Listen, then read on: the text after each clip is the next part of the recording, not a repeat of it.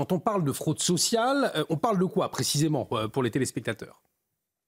Alors, ce qu'il faut bien comprendre, c'est déjà les proportions. C'est-à-dire qu'aujourd'hui, sur 1 000 euros de dépenses publiques, vous en avez 500 qui justement, sont des prestations sociales. Donc, on parle quasiment de la moitié des dépenses de l'État quand Bien on parle de sûr, de prestations sociales. 450 milliards. Deuxièmement, la France est un pays qui est très généreux en prestations sociales puisqu'il y consacre 33% de son PIB. Dans la moyenne des pays européens, on est plutôt à 20%.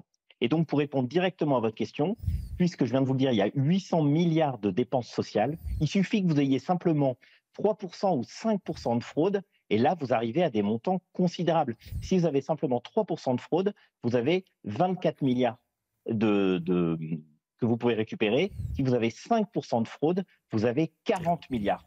Donc, ce sont des sommes colossales qu'aujourd'hui, le pays peut facilement récupérer, à condition enfin d'y mettre les moyens. Et il semble qu'enfin, justement, Michel Barnier souhaite s'attaquer à ce problème. 40 milliards, vous nous dites, c'est énorme. Oui, mais... 60 milliards, c'est l'objectif de Michel Barnier. Benoît Périn, est-ce qu'il est facile de récupérer ces milliards de fraude? Qu'est-ce qu'il faut mettre en place très concrètement, finalement? Alors, l'année dernière, Gabriel Attal s'était, en tout cas dans les mots, attaqué au problème justement de la fraude en mettant un grand plan qui était en gros en partie décliné. Mais la vraie difficulté aujourd'hui, c'est qu'il faudrait, je crois, que la fraude ce soit un organisme qui soit directement rattaché au Premier ministre.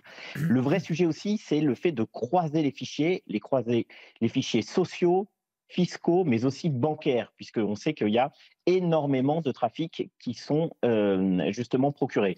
Vous avez des logiciels qu'il faut absolument moderniser, vous avez la fusion, et ça a priori ça va être fait entre la carte vitale et la carte d'identité, pour plus qu'il y ait de fraude à l'identité.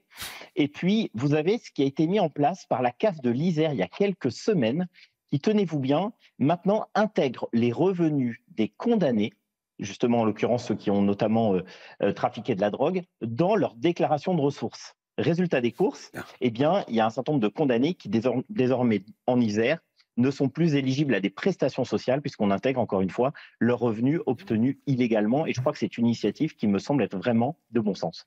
Merci beaucoup Benoît Périn.